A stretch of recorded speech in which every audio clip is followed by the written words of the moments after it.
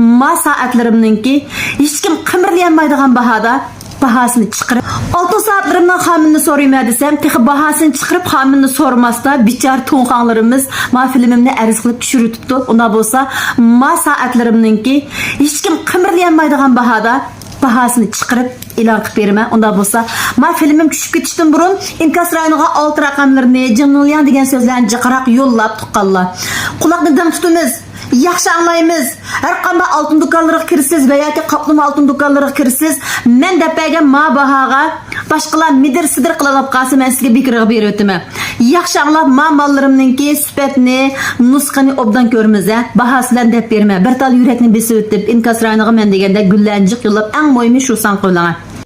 Ma 4 quloq saytim 688 ko'y. Yaxshi ko'rilonjimi? Mavu kichigi. İnçik saat akaşın yaxşı gördük Allah bana evasanlar buldu. Bana mavsi çoğu 858 koy. Bana yaxşı anladınlar. Cümü?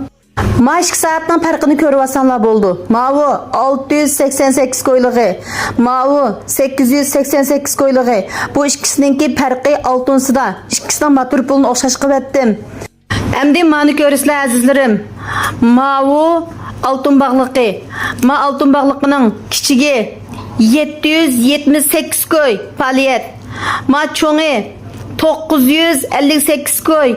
Bu ikisinden baha farkı bunun miqdaridagi altında. Lekin şu matropoli o'xshash chiqadimi? Mana saatlarimizni yaxshi ko'rvasanlar bo'ldi. Ma saatniki ichidagi gullarga qaranglar. Hozir dangliq marka bo'lgan 4 quloq deb qo'yaymish. 4 quloqninki nusxasi ishlangan. Mana bütün kinishkilari rasmiyatlar to'liq ama altın saatlarimizning. Faaliyet kıldım. Kılgandımı bazı birlerinin jigari yerilip ketgidek kıldım. Men ma faaliyetni şu altın saatlerninki motorda kıldım. Altın saatning motorunun qanchalik qimmatligini altın xonga kirib baqqan, altın saat taqab baqqan har qandaylar bilisizlar-ku. Men ma saatning faaliyetini şu motorning pulidan kıldım. Motor pulda 300 koy, 500-600 koy payda almasammi?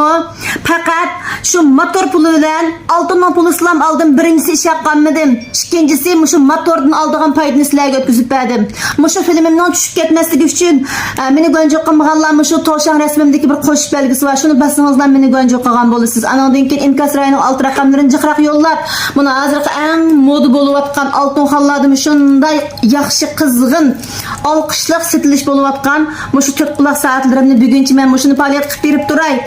Aslida bunda soatlarning bahosini chiqarib bunda qilish xiyolimda yo'qdi, lekin tunugungi filmimni şu to'nxonlar to'suq qilib tushirayotganligi uchun qursug'im ko'pdi.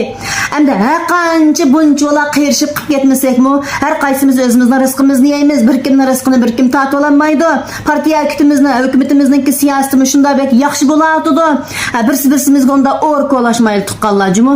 Amsa maslahatni oldiganlar bahasi shu. Shu soatlaringizni top olsaq bo'ladi, xayrigul deydiganlar. Men bilan ayrim aloqalashsanlar bo'ldi. Bu oltin soatlarni top va parch tarqitimiz.